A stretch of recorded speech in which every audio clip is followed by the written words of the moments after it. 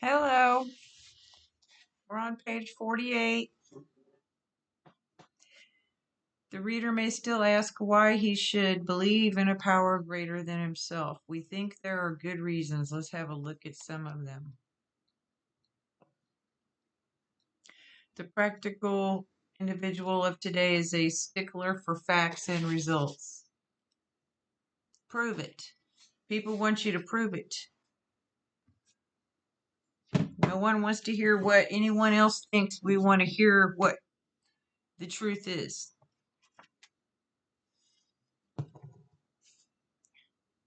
Nevertheless, the 20th century readily accepts theories of all kinds, provided they're firmly grounded in fact.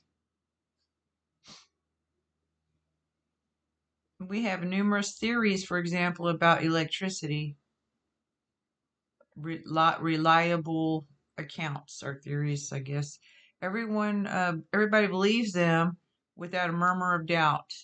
There's no little inkling of why this ready acceptance, simply because it's impossible to explain what we see, feel, direct, and use without a reasonable assumption as a starting point. There's like a thing in my brain. It's like this little empty spot. And if I can't explain something, I almost like make it up. So I really want to know why. I want to know why. Everybody nowadays believes in scores of assumptions for which there is good evidence. A score is a group of 20, but no perfect visual proof. And does not science demonstrate that visual proof is the weakest proof? It is being constantly revealed as mankind studies the material world that outward appearances are not inward reality at all. To illustrate, an alcoholic is a prime example of outward appearances not being inward reality. You can have, you know, a college graduate, Harvard professor, on Skid Row. You can't really judge a book by its cover, especially when it comes to an alcoholic. You have no idea who they are. You don't know anything about them. If we're still judging people based on looks, then we haven't come very far. And then science backs it up. Back when this was written, they were just learning about the invisible world that we know so much more about now. We're getting into the connectedness of the sound waves and with the material world and everything now, and dark matter, all that. Illustrate, a prosaic steel girder is a mass of electrons whirling around each other at incredible speed. It's a steel beam used in construction.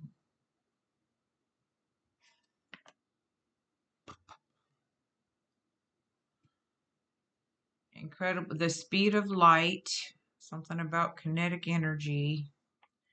Protons, neutrons, and electrons create atoms, and atoms make up all material matter. These tiny bodies are governed by precise laws, and these laws hold true throughout the material world. Science tells us so. We have no reason to doubt it. When, however, the perfectly logical assumption is suggested that underneath the material world and life as we see it, there is an all-power guiding creative intelligence, right there, our perverse streak comes to the surface, and we laboriously set out to convince ourselves it isn't so. Not everybody, but I guess it's kind of, I don't know, part of the human nature ego thing. Let's see. These are some names for God: all powerful, guiding, creative intelligence, because they're capitalized. Our perverse streak is our tendency to think opposite or contrary to the evidence that is being presented to us. So if someone says something, I don't know, maybe that's just me. I want to look at both sides. So if somebody says something, let me look at the other side of it and try really hard. We read wordy books and indulge in windy arguments, thinking we believe this universe needs no God to explain it. Were our contentions true, it would follow that life originated out of nothing, means nothing, and proceeds nowhere. Unproductive debates, excessive talking, ego as barrier to humility and acceptance to faith. These are my pride makes it difficult to depend on a higher power, our being. Okay, were our contentions true? Contentions are unproductive debates.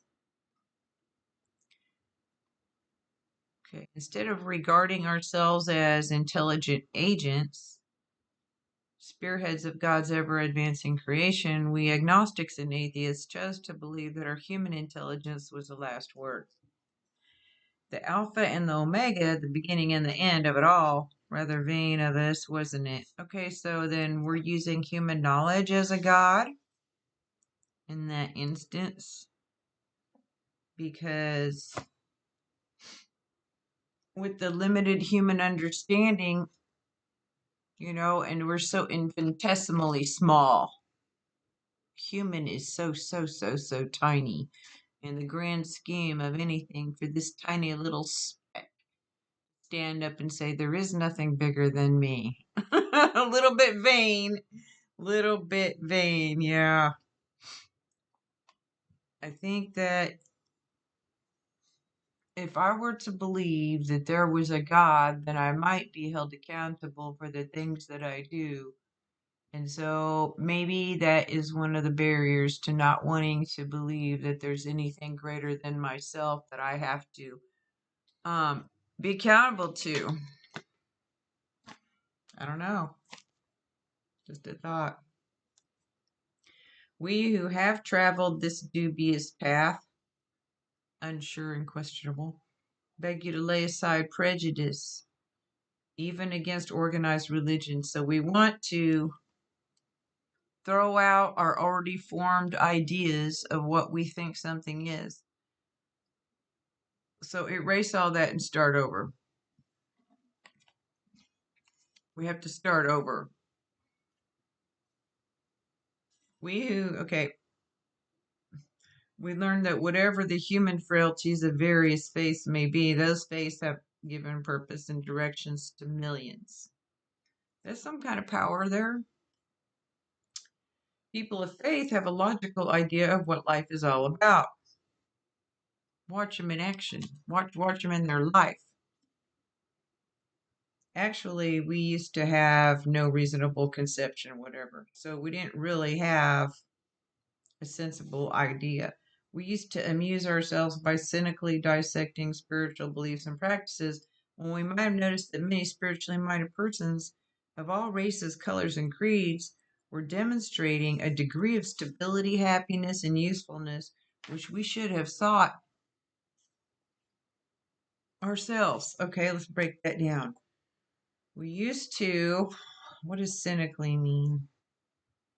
Distrustful belief. Wow, I'm pretty cynical. I'm pretty cynical, actually. Dissecting, examining spiritual beliefs, we could have noticed, okay,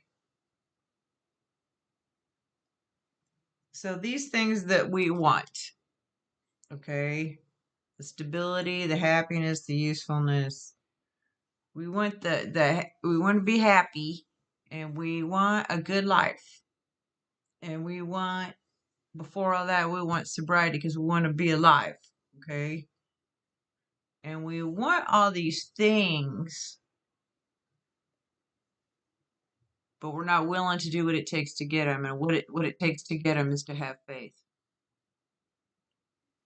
So if we're willing to have faith, we can have those things, which are a degree of stability, happiness, and usefulness.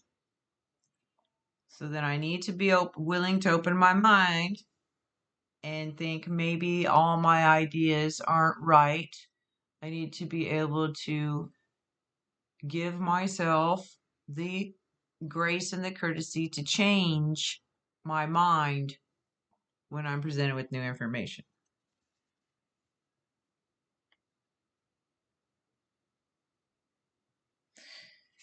What is this? Oh, perverts? Where's that?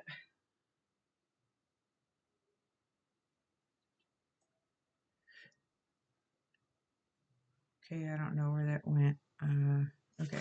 Anyway, next page. Instead, we looked at the human defects of these people and sometimes used their shortcomings as a basis of wholesale condemnation. So, use their imperfections or flaws to completely disprove of that entire group. I could say something here I should probably not say. So in every religion, it seems like there's different kinds of people, and each of these people interpret their religion as they interpret it. Some people interpret it in a sick and twisted way according to their mind and way of thinking, and some people interpret that religion in a more healthy manner. There are going to be both people, all kinds of people in every religion. So the religions itself are not bad. It's the people that aren't thinking rightly about it, I think, that are giving religions a bad name.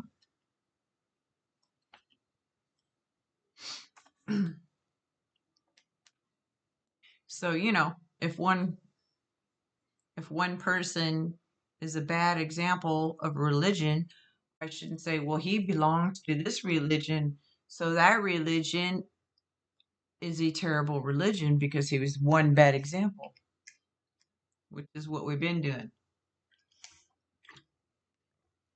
A lot of people still are doing that.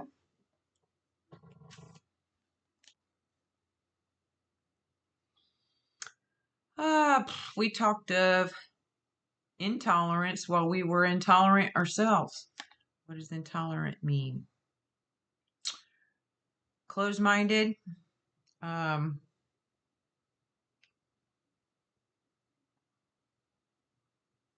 Anti-clericalism is opposition to religious organizations.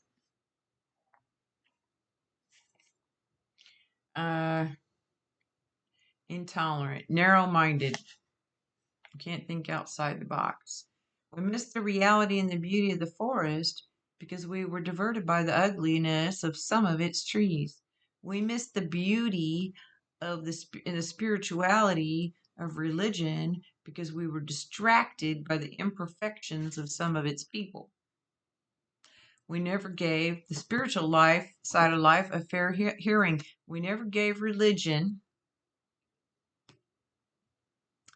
an impartial hearing. In our personal stories, you will find a wide variation in the way each teller approaches and conceives of the power which is greater than himself. The techniques that they use and their thoughts and ideas. Whether we agree with a particular approach or conception seems to make little difference. It doesn't really matter if our thought processes are in line with someone else's. Experience has taught us that these are matters about which, for our purpose, we need not be worried. And what is our purpose? Our purpose in Alcoholics Anonymous is to stay sober. We want to achieve sobriety, real, permanent, contented, useful sobriety. We want to really, completely, authentically recover. You cannot fake it. You have to actually mean it. You can fake it for a minute, But eventually, you want to be honest with yourself. Experience has taught us that these matters, we don't need to be worried about. They're questions for each individual to settle for himself. Nobody can tell you what it means. No one can force you to think a way that you don't want to think. You have to use your own willpower. You have to be true to yourself in your own heart. There's a lot of problems going on with people trying to force other people to believe. Okay. On one proposition, however, these men and women are strikingly agreed. On one idea, they're extremely agreed. Every one of them has gained access to and believes in a power greater than himself. Gained access to. I would say everyone believes in and has gained access to in that order. Because you don't get to get access to the power if you don't believe it exists. It doesn't work that way.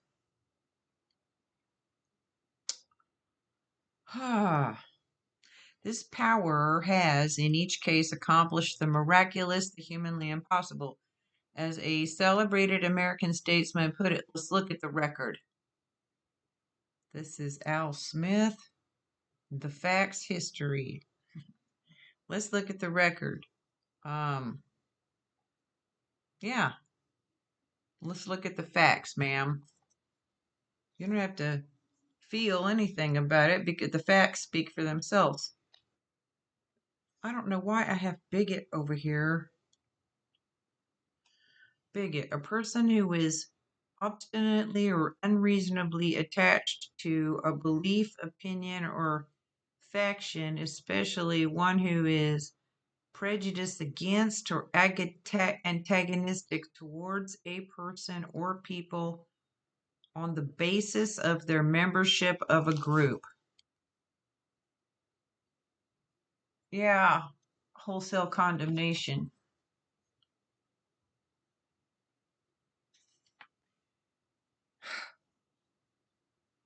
Missed the forest for the forest because of the trees. All right. Okay, here are thousands of men and women who, worldly indeed, alcoholics and addicts are worldly. They flatly declare that since they have come to believe in a power greater than themselves, to take a certain simple attitude toward that power, and to do certain simple things, there has been a revolutionary change in their way of living and thinking.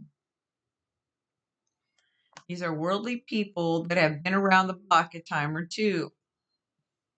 They're not just thinking about stuff, they have lived many life experiences.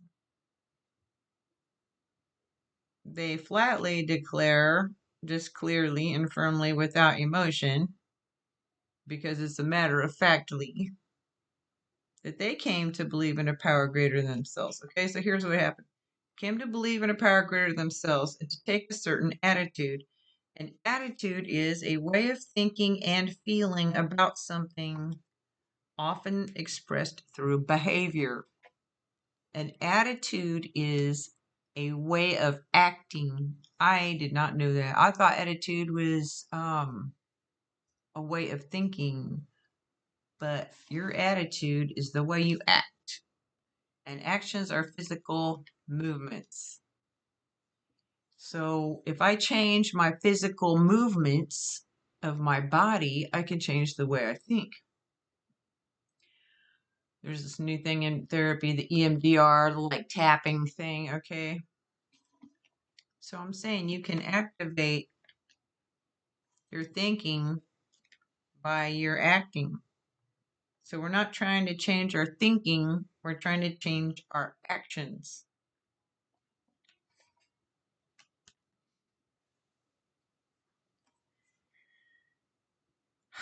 Okay, and to do certain simple things. The certain simple things are the 12 steps of Alcoholics Anonymous. For the 12 steps, there are actions attached to them. We are taking actions. There has been a revolutionary change, a complete and dramatic turnaround in their way of living and thinking. So right there saying the action comes first. Doesn't matter how you feel about it, doesn't matter what you think about it. If you take the action, no matter how you feel, your thinking will change.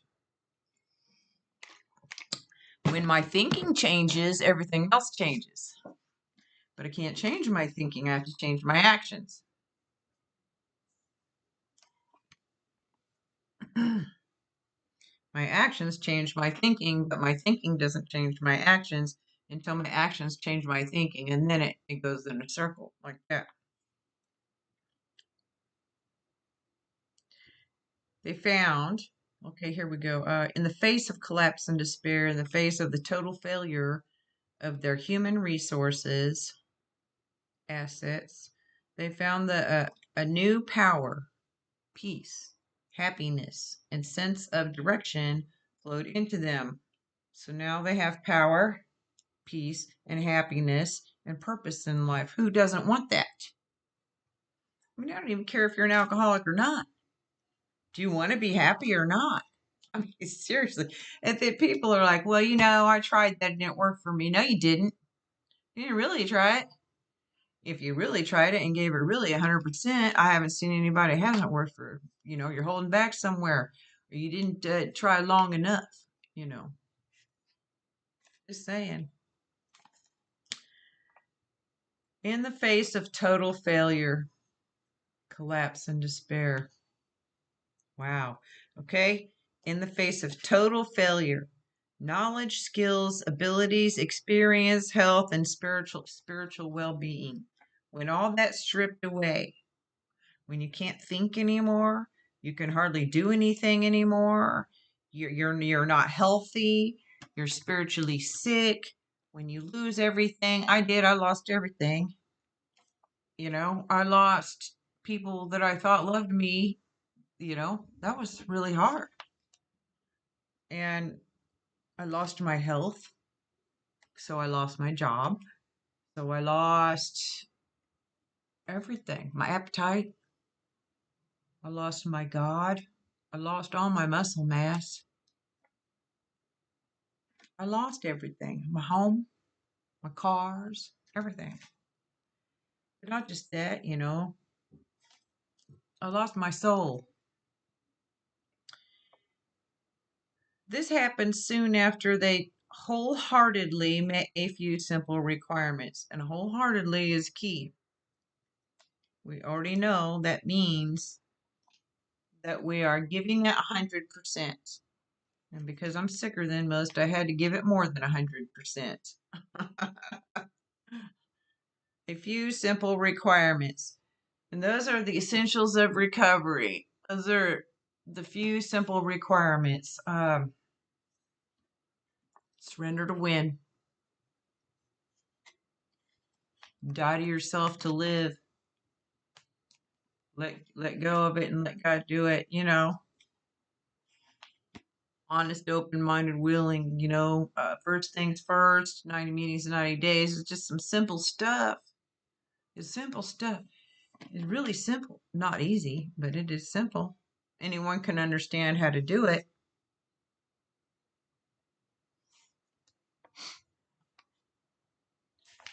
Let's see. Once confused and baffled by the seeming futility of existence, they show the underlying reasons why they were making heavy going of life. Confused as unable to think clearly. Think about an alcoholic or an addict. Unable to think clearly, puzzled, baffled, useless, pointless. Some kind of existence shuffling through life. Just trying to live on basic instincts. Not really having a reason to live and no purpose, okay?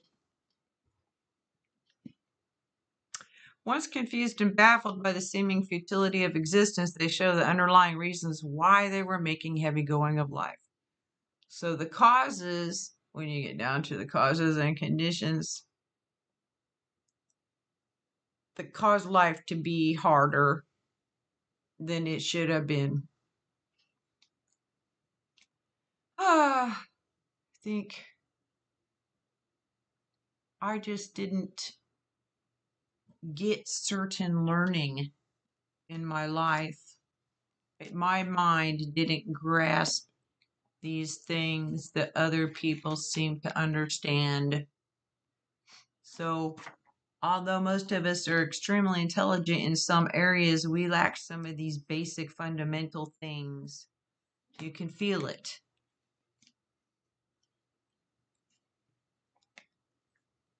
Leaving aside the drink question, they tell us why living was so unsatisfactory, the underlying reasons. They show how the change came over them, the difference uh, took a hold of them, and many hundreds of people are able to say, when many hundreds of when many millions of people now are able to say that the consciousness of the presence of God is today the most important facts of their life, they present a powerful reason why one should have faith. So when they're able to say the awareness of the existence of God, the awareness of the existence of God is the most important fact of their life, because if I'm thinking about the existence of God and the presence of God, I'm not thinking about myself, and I'm not making myself God, and I'm not getting stuck in selfishness either. And then I'm more willing to work a program, and I'm more willing to do the things that are morally right and just. And then doing those things makes my life work out a whole lot better. So, yeah, give formally. This world of ours has made more material progress in the last century than in all the millenniums which went before. Thousands. So from 1839 to 1939, because this book was written in 1939, the Industrial Revolution. Almost everyone knows the reason. Students of ancient history tell us that the intellect of men in those days was equal to the best of today. I say that the intellect of men in those days is better than the best of today. Yet in ancient times, material progress was painfully slow. Before written recorded history is ancient times. The spirit of modern scientific inquiry, research, and invention was almost unknown. In the realm of the material, men's minds were fettered by superstition, tradition, and all sorts of fixed ideas. I don't know what fettered means.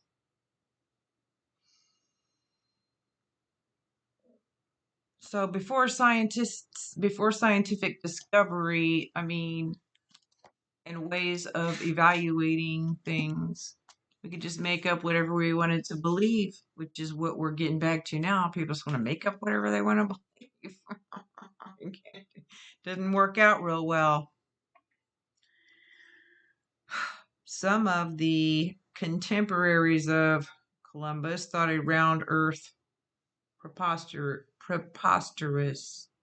So the peers thought a round earth was ridiculous. Others came near putting Galileo to death for his astronomical heresies. He was an Italian astronomer. A belief that deviates from established religious doctrine is a heresy. So,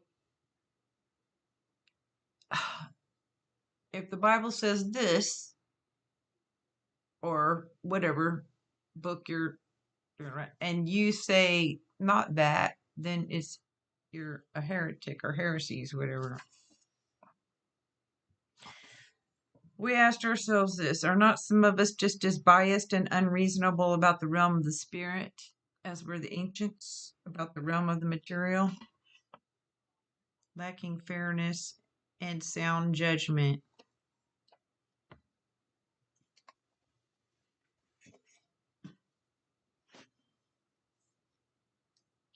So we want to hold on to the safety of our own fixed ideas instead of trying to learn something new, because that means that you have to actually think, maybe.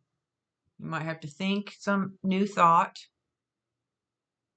You might have to study something new. Most people are so scared of being wrong. They have to be right all the time. If you're right all the time, you're never going to learn nothing. I'm just saying. The smartest people can admit they're wrong. And the people that, the people that think they're smart and know everything are the dumbest people there are.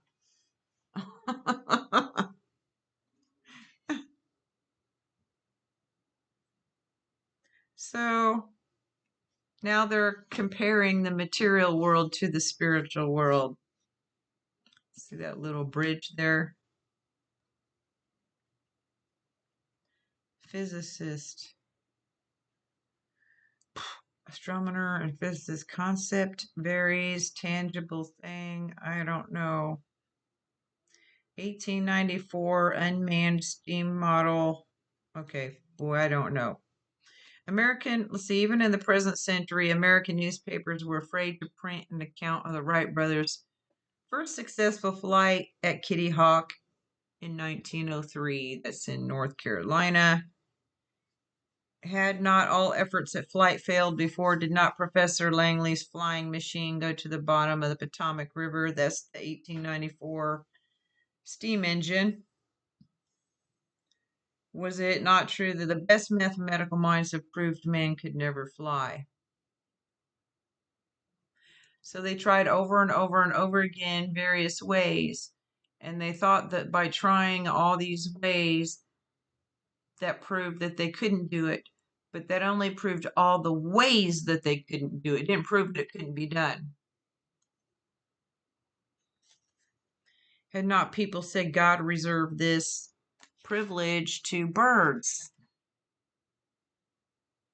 I remember being a little kid, dreaming of flying. I would have dreams of flying. Only 30 years later, in 1933, the conquest of the air was almost an old story and airplane travel was in full swing. It's been 30 minutes. Okay.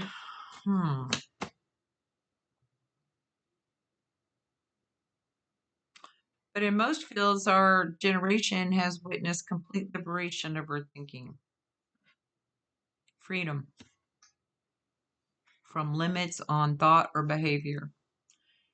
Show any longshoreman a Sunday supplement describing a proposal to explore the moon by means of a rocket, and he will say, I bet they do it. Maybe not so long either. Longshoreman. A Sunday supplement is a magazine describing a plan.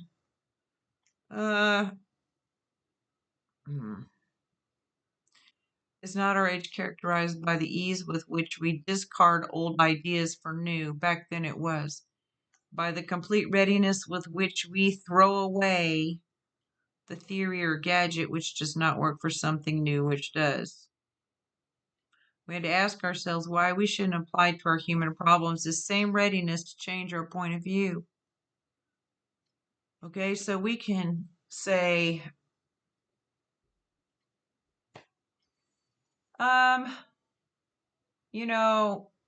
I tried that new thing they had out, and it didn't work. I didn't like it.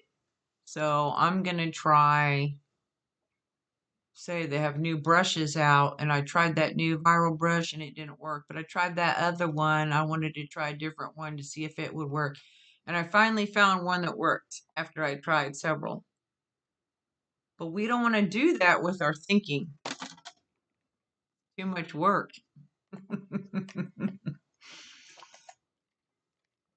Why can't we throw away our little thinking? Oops. Our little ideas and get new, fresh ones.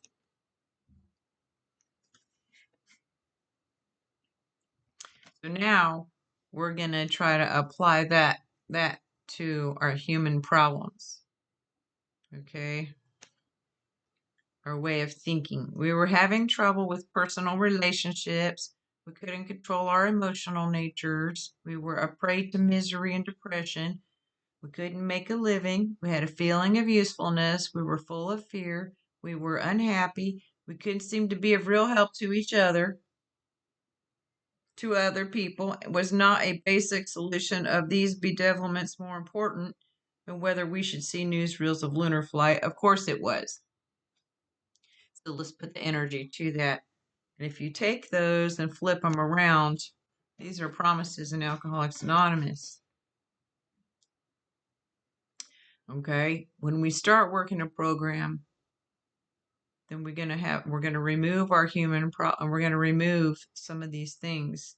We'll stop having trouble with personal relationships. We'll be able to control our emotional natures. We won't be miserable and depressed.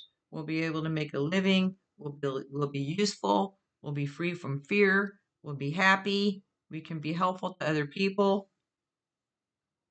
Okay, we're going to start there and go over it again next time with a little bit more in depth on that paragraph, because it's been 30 some minutes. Woo! Okay.